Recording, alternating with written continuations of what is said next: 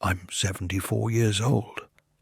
I've lived long enough now to know that some truths don't arrive loudly. They just sit quietly for decades, waiting for you to finally stop running from them. I'm not telling this because I need forgiveness. I'm telling it because there isn't much time left to pretend anymore. When you reach my age, pretending gets tiring. You start choosing honesty because it takes less effort than denial. Most mornings now, I wake up before the sun. Not because I'm disciplined, because sleep doesn't hold me the way it used to. The house is quiet in a way that feels permanent. No doors slamming, no voices from another room. Just the hum of the refrigerator and the sound of my own breathing. I sit at the small kitchen table with my coffee and look at my hands. They're spotted now, thinner. I try to remember when they stopped feeling like tools and started feeling like evidence. Time feels different at this age. It's not dramatic, it's practical. You don't think in years anymore, you think in seasons.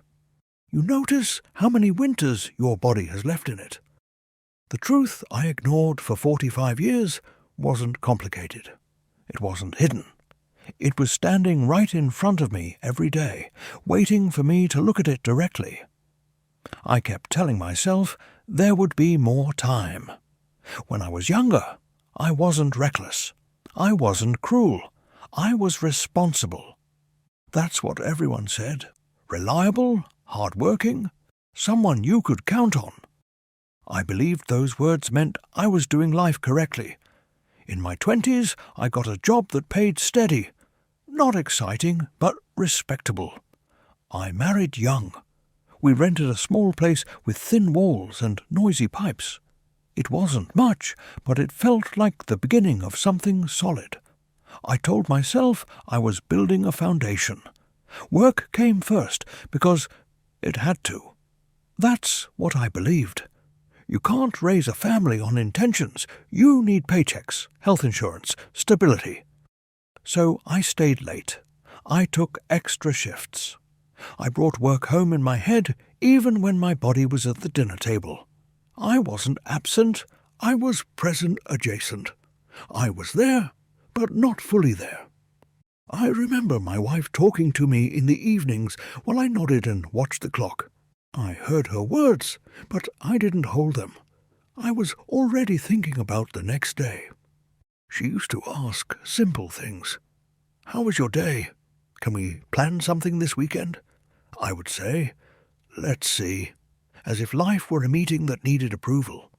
At the time, it felt reasonable, responsible even. I told myself we'd slow down later. Once things were secure. Once the kids were older. Once I earned enough. Later became a habit. The kids grew up around my schedule. They learned early when not to interrupt, when to be quiet.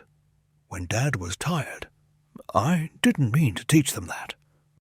I missed school events, not because I didn't care, but because I thought missing one didn't matter. Then another.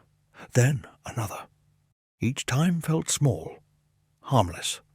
That's how it works. The damage never announces itself.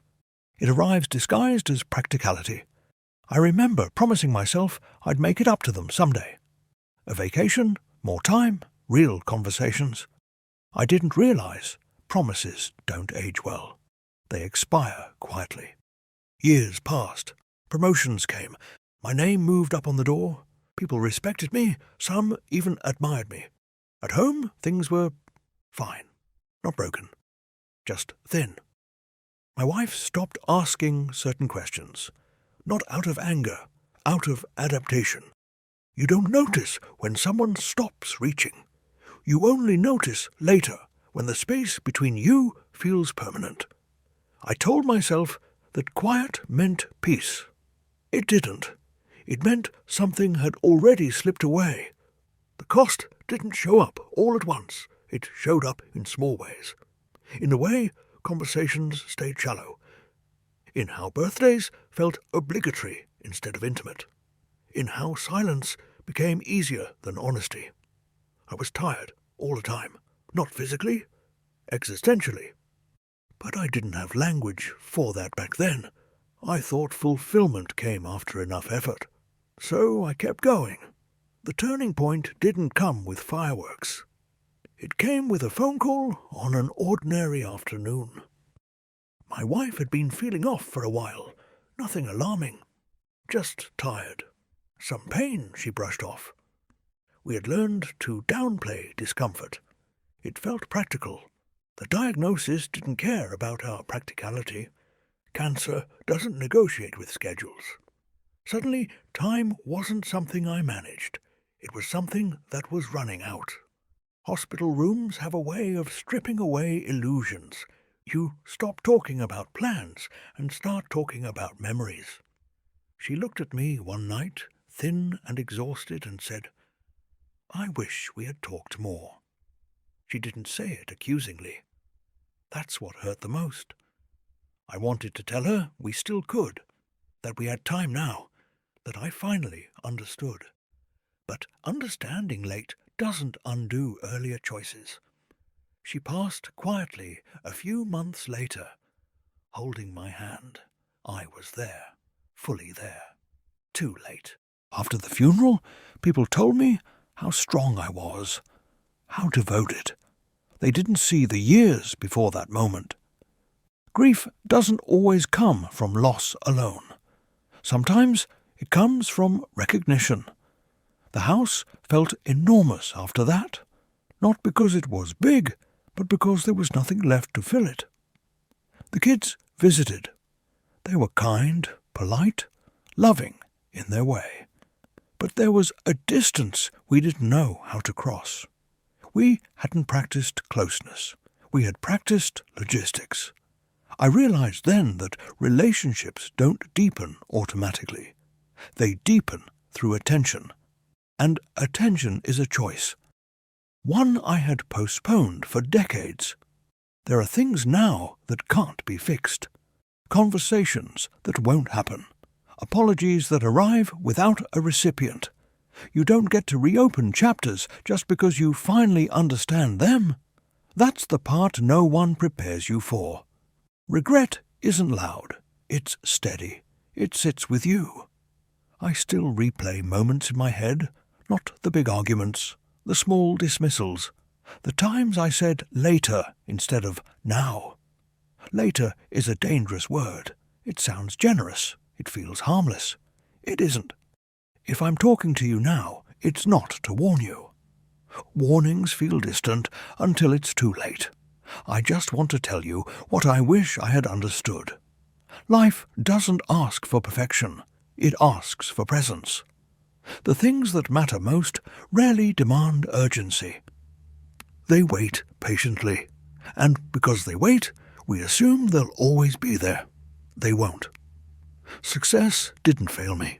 It just didn't hold what I thought it would. Being respected felt good. Being needed felt important. But being known? That required something I kept postponing. I don't know what your life looks like. I don't know what you're carrying. I only know that the moments that stay with you aren't the efficient ones. They're the unplanned ones. The quiet ones you almost skipped. I have some time left. Not a lot. Enough to sit with this truth. I've learned to be gentle with myself. Not because I deserve it, but because there's no benefit in cruelty anymore. Acceptance doesn't erase regret. It just makes room for honesty. If this meant something to you, you don't need to do anything about it right away.